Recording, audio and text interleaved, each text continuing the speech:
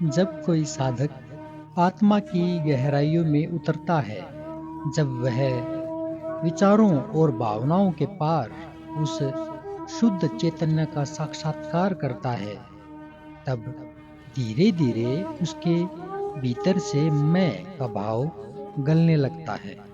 अष्टावक्र गीता हमें बार बार इसी बात की ओर इशारा करती है कि मुक्ति न तो किसी विशेष क्रिया से मिलती है, न किसी विशेष अवस्था से, बल्कि उस सहज स्थिति से जहां अहम का विलोप हो जाता है, जहां अहंकार मिट जाता है, वहां मुक्ति ही है। वही मुक्ति है। आज हम अष्टावक्र गीता के 18वें अध्याय के 29वें श्लोक की सरल और गहराई से व्याख्या करेंगे, जो अहंकार और कर्तापन की जड़ पर सीधा प्रहार करता है।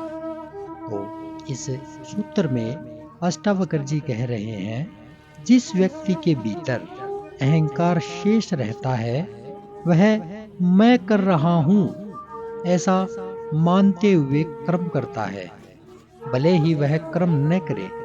और जो व्यक्ति पूर्णतः निरअहंकारी हो गया है, वह कुछ भी करता हुआ वास्तव में कुछ नहीं करता। बड़ी सीधी बात अष्टावक्र जी ने यहाँ सूत्र के माध्यम से हमें समझाने की कोशिश की है। इस श्लोक में अष्टावक्र जी एक अत्यंत सूक्ष्म सत्य को उजागर कर रहे हैं, और वह है कर्तापन की भ्रांति।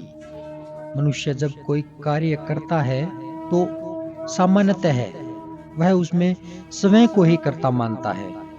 कहता है, यह मैंने किया, यह मैंने सोचा, और यह मैंने त्याग दिया, मैंने ध्यान किया।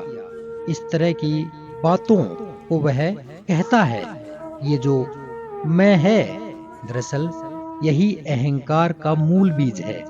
अष्टावक्र कहते हैं कि यदि किसी के भीतर यह भाव बना हुआ है कि मैं कुछ कर रहा हूं, चाहे वह क्रिया के स्तर पर कुछ न भी कर रहा हो, तब भी वह कर्म में बंधा हुआ है। क्यों?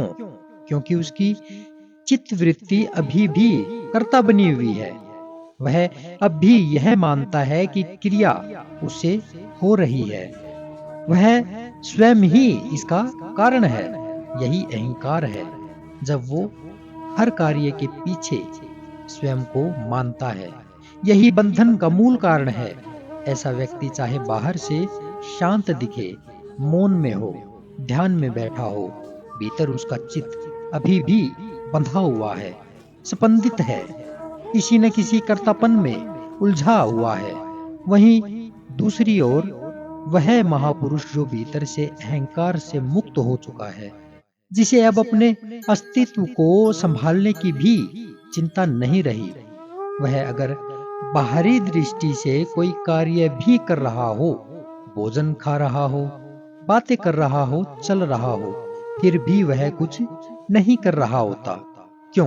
क्योंकि उसमें मैं कर रहा हूं का भाव नहीं है।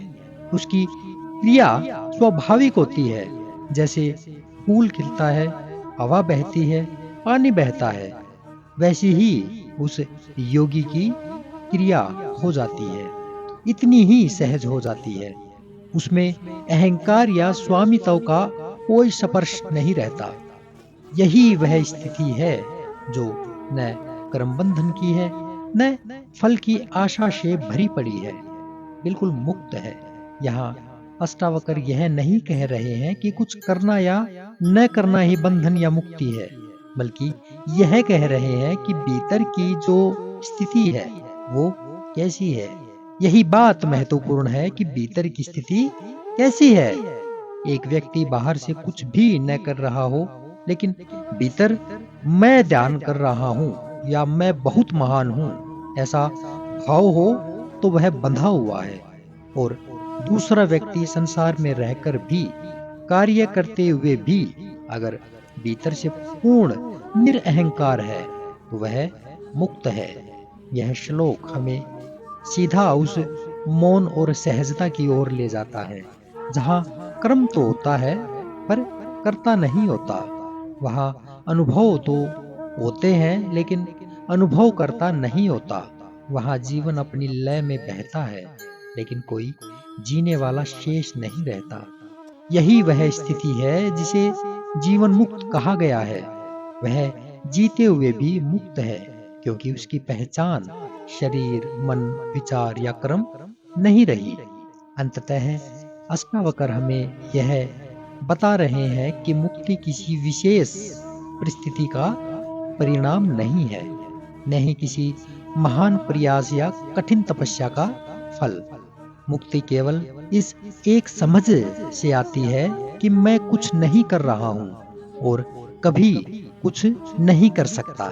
सब कुछ केवल साक्षी भाव से घट रहा है।